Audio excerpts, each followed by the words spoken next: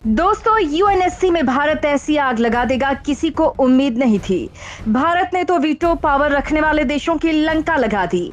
America, चीन, रूस सरीखे देश पसीना पसीना हो उठे। ऐसा बवंडर पैदा होते देख अब चीन के पसीने छूट गए हैं। चीन समझ गया है कि जो खेल मोदी ने यूएन में खेला है, उससे या तो उसे वीटो मिलेगा या फिर किसी के पास भी वीटो नहीं रहेगा। यानी भारत ने आर पार वाली लड़ाई शुरू कर दी है।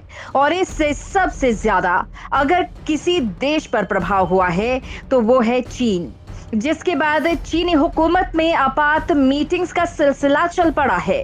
इतना ही नहीं, भारत का यूएनएससी में उग्र रूप देख चीनी राष्ट्रपति जिनपिंग ने कम्युनिस्ट पार्टी ऑफ चाइना के फॉरेन अफेयर्स कमीशन के डायरेक्टर वांग यी को बड़े मिशन पर लगा दिया है।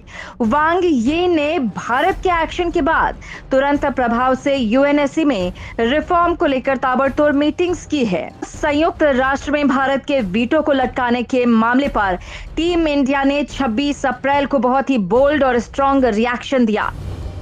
भारत ने यूएन सिक्योरिटी काउंसिल से कहा है कि रिफॉर्म्स के बाद सिक्योरिटी काउंसिल के नए परमानेंट देशों को भी वीटो पावर दी जानी चाहिए, और अगर ऐसा नहीं करना है तो जो पुराने परमानेंट मेंबर्स हैं उनसे भी वीटो पावर के अधिकार को छीना जाए और इसको एबॉलिश कर दिया जाए, यानी इसे खत्म कर दिया जाए। यूएन में इंडियन मिशन के काउंसलर प्रतीक माथुर ने यूएन असेंबली में दुनिया के 193 देशों के सामने ये बात बोली है और कहा कि अगर नए देशों को वीटो पावर नहीं दी जाएगी तो पुराने परमानेंट देशों के पास भी वीटो का अधिकार बिल्कुल नहीं होना चाहिए।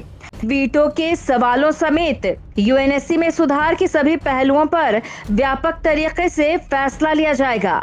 इसमें किसी एक ग्रुप की नेतागिरी नहीं चलेगी।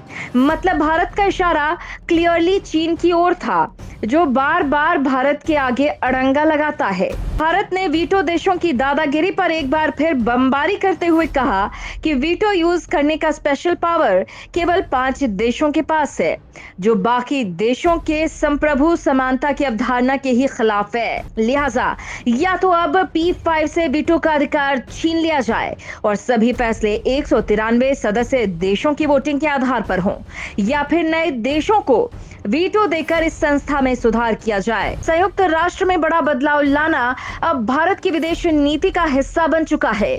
मतलब दोस्तों, भारत ने एक के बाद एक अग्रेसिव पॉलिटिक्स खेली। भारत का ये जीनियस माइंड गेम चीन की हालत खराब कर चुका है, क्योंकि अगर अब चीन अड़ता है तो उसे लैटिन अमेरिका और अफ्रीका में हाथ धोना पड़ता है, और अगर मानता है तो भारत को सीधा सीधा फायदा मिल जाता है। और अब एक्सपर्ट्स कह रहे हैं कि यूएन का चार्टर रिव्यू होकर ही रहेगा। तब भी सभी परमानेंट मेंबर्स ने इसके सपोर्ट में वोट नहीं किया था। अमेरिका, चाइना, यूके ने सपोर्ट में और फ्रांस और रशिया ने अपोज किया था, लेकिन तब भी वो चार्टर अमेंडमेंट हो गया था। मतलब जब प्रेशर बिल्डअप होता है, जब चेंज की जरूरत होती है, जब खुद यूएन को लगता है कि अगर ऐसा नहीं हुआ तो ये संस्था ही बिखर जाएगी, बेकार हो जाएगी, देश उससे बाहर निकल जाएंगे, तो बदलाव होकर रहता है। और इस बार भारत ने कुछ ऐसा ही माहौल बना दिया है।